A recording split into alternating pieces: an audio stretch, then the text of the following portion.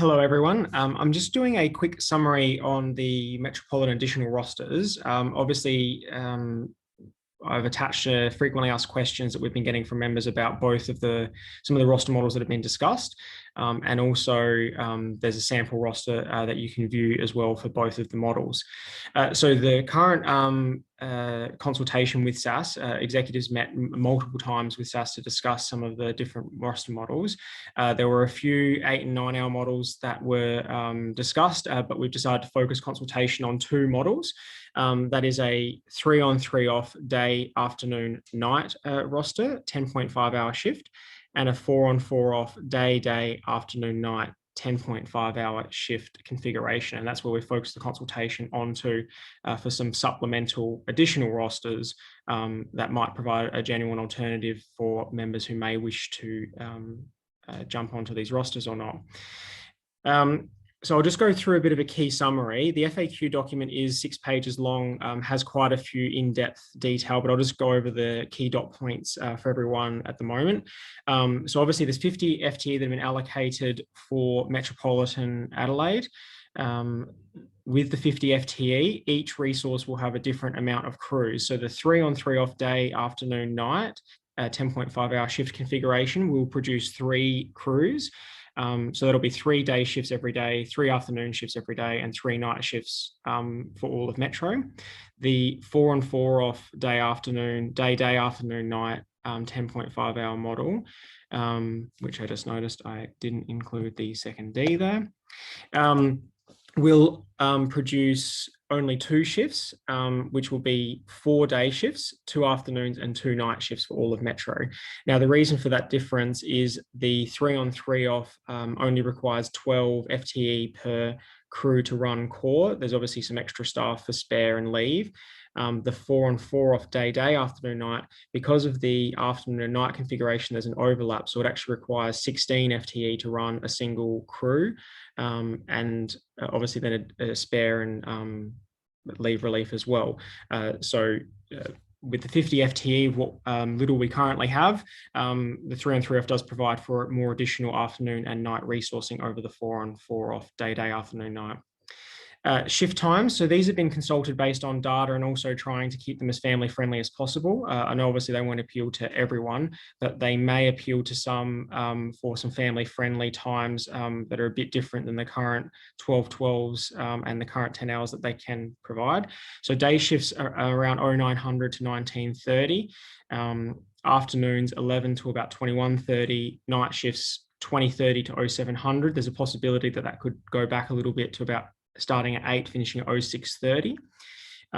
That's for both of the resources. On the 4 on 4 off day, afternoon, night, because it stacks most of its resourcing into day shifts. So obviously there's 4 day shifts a day. The second day shift on the car would have to be a slightly different start time than the first one. Otherwise we just have the same start times, causing same crib issues that we're having at the moment. So the current proposition for that one is 0900 to 1930, but then the second one of 0930 to 2000. That can be subject to obviously further consultation as well. Now these times have been also looked at to reduce the requirement for post-shift overtime. So it tends to overlap areas where there is resourcing that can cover the knockoff. Hence why on the night shift, if there is they are deployed at an area with a resource finishing at say 7 a.m. an 0630 would reduce the chance of that crew doing post-shift overtime for coverage from another crew. Now, I'll just scroll down to some data. So this was provided to the AA from SAS, and it's quite a complicated graph, but basically what it shows in the vertical bars is available hours of current resourcing that the service has. This doesn't include any additional resourcing. What the red represents is where current crib breaks are due and the time that they are allocated. The green and red with the solid line represents KPI performance. So percentages on the right, and you can see that between around 0600 to around 10 a.m. we have our sort of if you can call it best, a better KPI performance for response times. This represents where we have a slight growing in workload, but we also have a growing in resources for that period as well. And we tend to get to patients on time during that, which is probably what people on the road do find in the early hours of the morning. As we start going through the afternoon, obviously there's quite a few crib breaks that are due throughout the day, but our resourcing sort of levels off. And then as we get into the afternoon, you can see that our KPI performance starts to deteriorate as well. As we head into the evening and overnight, our resourcing drops off. And so does our KPI performance as well. So overnight, you can definitely see that our KPI performance is actually still quite poor. The yellow line is where incoming calls come from, and you can see that, especially probably overnight's a good example. There's a reduction in incoming calls, but we still have very poor response times. Likewise, in the evening as well, we have a reduction in incoming calls, but we still have poor response times. Various factors for that as well, but obviously resourcing is the core issue here. So what we're trying to do with the shift times is make a roster that's family friendly, but also try to meet where our KPI issues are that we can spread, and also try to meet where the current crib breaks are to provide another avenue to get crews crib by providing more resources that aren't due for crib at the same time, which will help slightly. So back to the chart. Team leader structure. So the roles, current consultation today is that it'll be a dually classified CTL position for the positions, paramedic or RCP. On the 3-on-3 off day, afternoon, night, there'll be a CTL for each of the shift lines that work eventually. In the short term, that may be some joined shift lines just because of the low number of staff until the entire 50 FTE are deployed. But that would be a CTL working day, afternoon, night, and following its own team through that shift rotation. The 4-on-4 off day, afternoon, night, same thing. Each shift would have a duty CTL, but the team CTL may not always be on shift with them at the same time.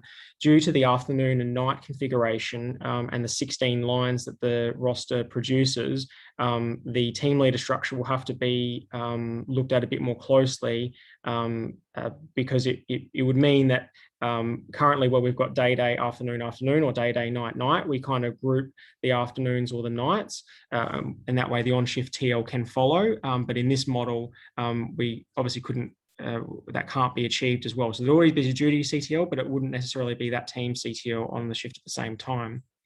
Locations. Now, these are obviously subject to further consultation. The initial proposition for the first resource to be deployed would be at Prospect, again, subject to consultation with some of the team there about infrastructure and resources that are currently occupying the space. We have had significant conversations with SAS about infrastructure, and they have committed to improving infrastructure for obviously rest facilities, parking and garaging as well for any of the locations. The other two locations would be East and Inner South. Now, obviously on the 3-on-3 off day, afternoon, night, there's 3 resources, so they can be deployed at 3 locations. There's currently is proposed to be Prospect, somewhere east and somewhere in the Inner South. On the 4-on-4 off day, afternoon, night, there's only 2 resources, so to spread them evenly across Metro, it'd be Prospect and an Inner South location. There's been talk about the eastern location being Campbelltown. There are obviously some further consultation that would be required. And the Inner South, there's been some discussion about Marion/Mitcham. Now, obviously, that would possibly require further consultation with the teams, and that hasn't occurred yet. So we've just got Inner South there at the moment.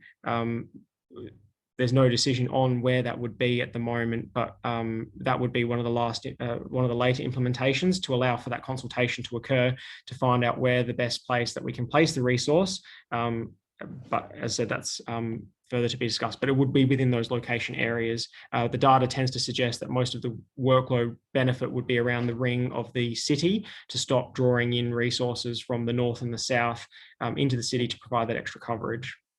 But again, very low numbers. Roster matches demand KPI and crib data. The 3-on-3 off day, afternoon, night matches what the data represents for our key performance indicators and crib data. The 4 on 4 off day, afternoon, night, it partially covers that. So it over resources the day shifts where I showed before that we have our best KPI performance in the early part of the day relative to the afternoon and night shifts. Still would provide the 2 night shifts and 2 afternoons. The other one will obviously provide 3 and 3. So it sort of just shifts that the weight of the roster onto day shift, where we don't have as much of an issue over day and night. So I'll just jump down to the bottom of this.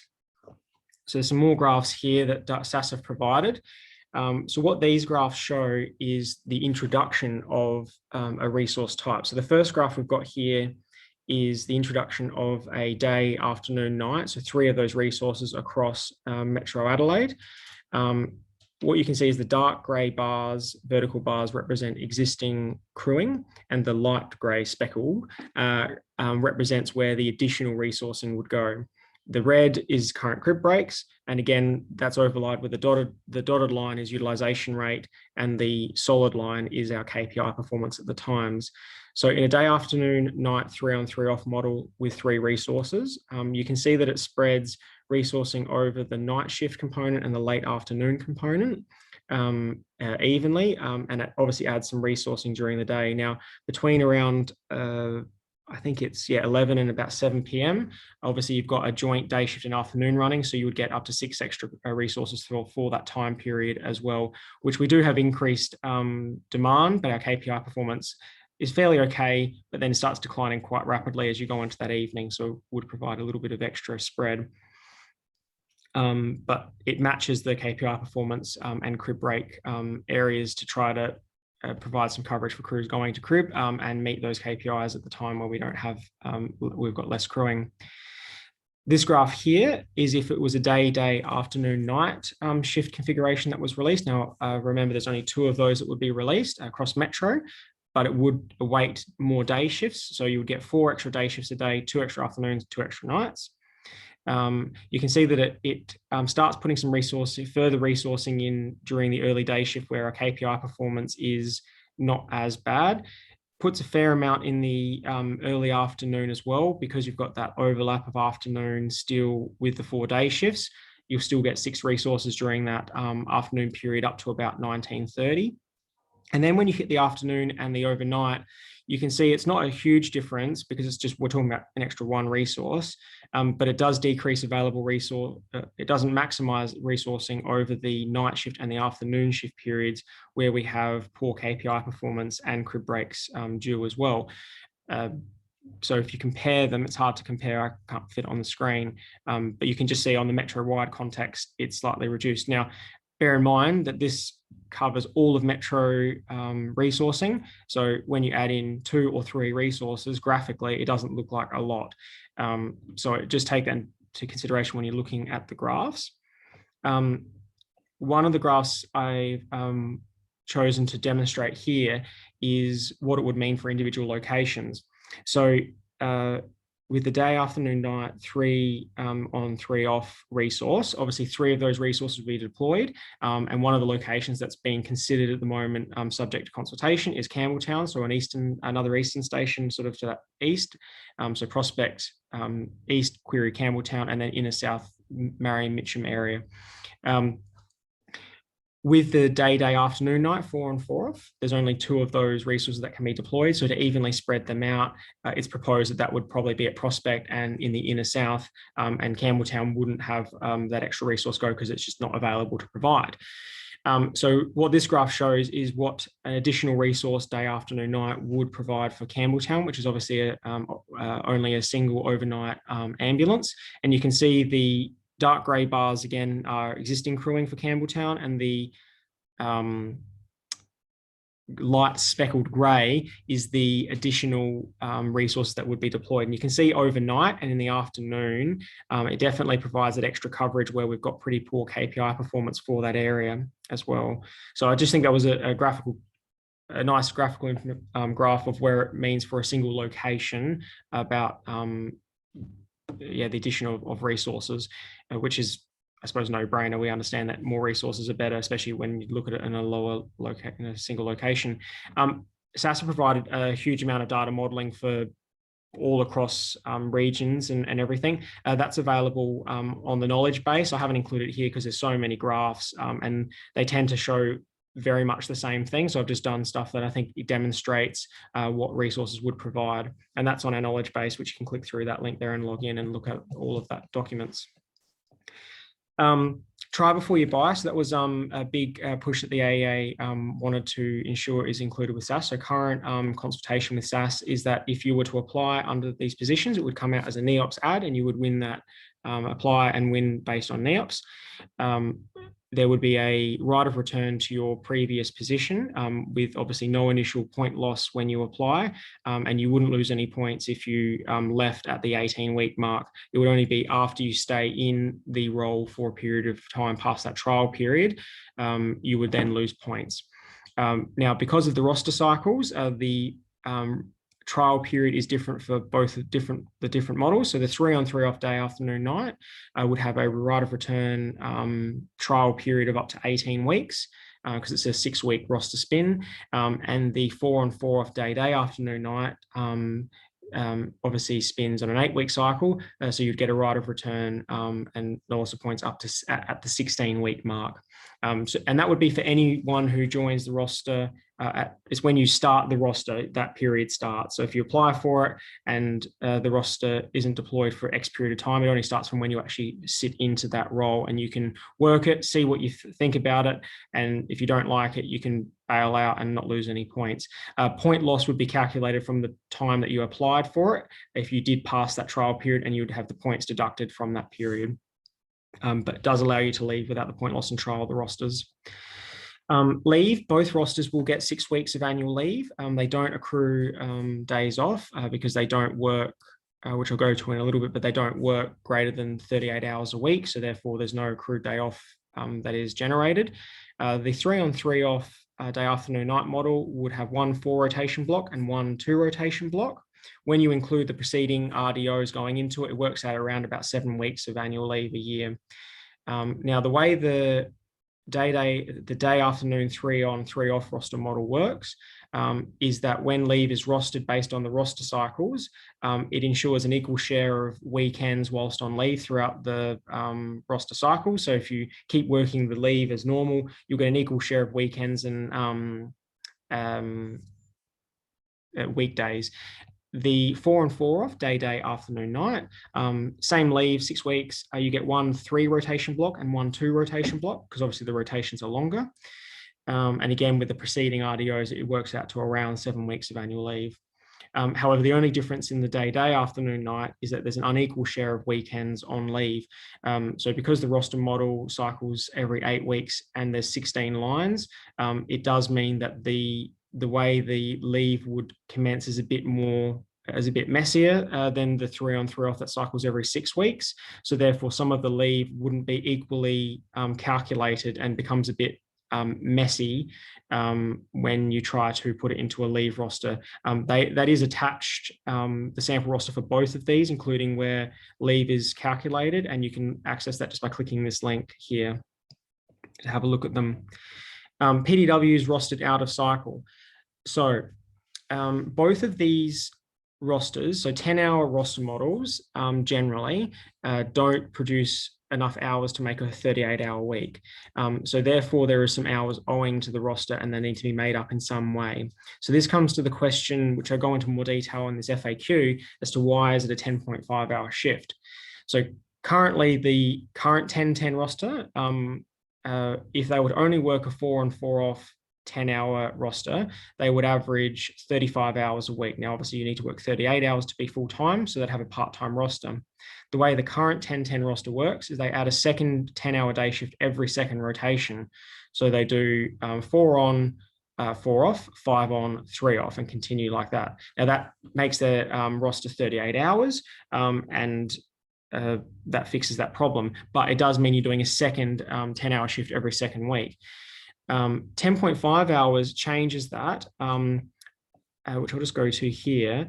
So by doing 10.5 hours, that slight increase in the shift length means that your average weekly hours becomes 36.75 hours a week, which is getting a lot closer to that 38-hour week per average. So what that means is that there is a much there's a reduced reliance on having to do a secondary shift. There's still some hours owing because you need to make 38 hours to be a full-time roster, but much less. So the way that is combated is that PDWs are rostered out of the cycle, which with the 5 days that are rostered per year, 2 clinical, 2 operational, and 1 team training day, is that they're rostered in advance for the year so that people know when they are done. They're rostered the day prior to the start of the rotation for both the 3-on-3 off and the 4-on-4 off. They make up the hours that are required to make it a full-time roster. Now, PDWs were also picked because the other alternative is that you could do PDWs in the roster cycle, but then you would have to do an extra shift instead to make up that time. PDWs were picked because generally they are shorter days because they're a training day, and then obviously the extra balance of hours going for other education.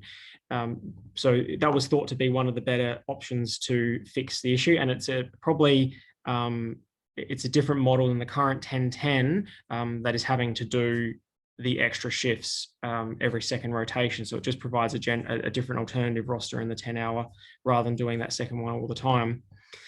Rolled in rate. Now these are approximate. They have been put through a rough calculation, so they'd be fairly accurate, but they haven't been finally consulted and agreed upon between SAS and the AEA. But the 3-on-3 off day, afternoon, night sits at around 28.4 to 29.5%, and the 4-on-4 off day, afternoon, night will be slightly less than the 3-on-3 off day, afternoon, night, probably less than 28.4%, but that hasn't been completely calculated yet. Now, the reasons for the lower rolled-in rate overall for both is in a current 12-12 or 10-14 rotation, people work on average 42 hours a week, which is more than 38 hours. 2 hours of that goes into an overtime calculation that forms part of their rolled-in rate, which is a fair proportion of the rolled-in rate. The other 2 hours goes to accrued days off, which gives you that extra leave on the other rotation. But because you're working shorter shifts and shorter weekly hours, the rolled-in rate is reduced without that overtime calculation going into it. Now, why is the rolled-in rate lower on the 4-on-4 off day, afternoon, night? So the day, afternoon, night works an extra day shift. So your spread of penalty attracting shifts are reduced because you're working an extra day shift and less afternoon and nights comparatively throughout that roster cycle. So it will be slightly less. Review period. So this was quite important, and something that that we pushed significantly throughout the consultation is what if these rosters are deployed and they just don't work? So we've managed to arrange 3 review periods for both quantitative and qualitative feedback. So they'll look at workload data, KPI performance, the locations, the shift times, but also the feedback from the staff working the roster as well. Now, we've got 3 of them. So one that's sort of sitting in September, one that's sitting in December, and then again, a final review in February next year. This sort of times where when resourcing would be able to be brought on, because hopefully the first resource could be brought on in either of these models, hopefully by the end of July or a little bit later than that, and then wait one a little bit later this year, and then hopefully again one late this year or early next year, and the review periods would align with that and allow for further consultation to occur about the rosters and if any changes need to be made or discussed. So that's all just on the quick summary of both of them. We've got a survey as well attached to the bulletin that's just come out today as well. The survey basically is looking for people who are wanting to work an alternative roster, and it just seeks your views on the current rosters, which one that you would consider working. And if you could just explain the reasons as to why you've chosen either roster over the other, and if you have any other example rosters that you would like to be considered for the future. Now, the deed that was agreed to obviously is for supplemental additional shifts that are currently shorter, so hence why they are the 10.5-hour shifts. Love to hear suggestions on any other roster models, but for this initial period, it's going to have to be obviously a shorter shift arrangement. So that's why we've sort of pegged it at that 10.5 hour, as it's probably the I think, the best benefit to provide that alternative roster. But if you could please fill that survey out if you are intending to consider an alternative roster than your current one. And even if you're not considering, feel free to fill out as well. Just let us know that you're not considering to jump into the roster, so that we can sort of help shape the feedback for the ones who might end up working it. I just want to stress as well that these rosters, the D that we voted on, are additional. They supplement the current core roster. They do not remove or replace 12-12s or 10-14s. They are for metropolitan area at the moment. Obviously, country has some 24 FTE going towards on-call conversion, and we'll talk about the on-call conversion and the team's rosters locally about what they want to do. But these rosters are just additional. They supplement the current one. They won't replace. There will be no forced roster changes of existing rosters for this process at all. Please have a look through the document. Feel free to give us a call at the office or an email if you have any questions, and vote in the survey, and hopefully I've answered some of your questions, and we can get some extra resourcing on. I know it's not a lot, but it's some, and might be a step in the right direction. Thanks for your time, everyone. Cheers.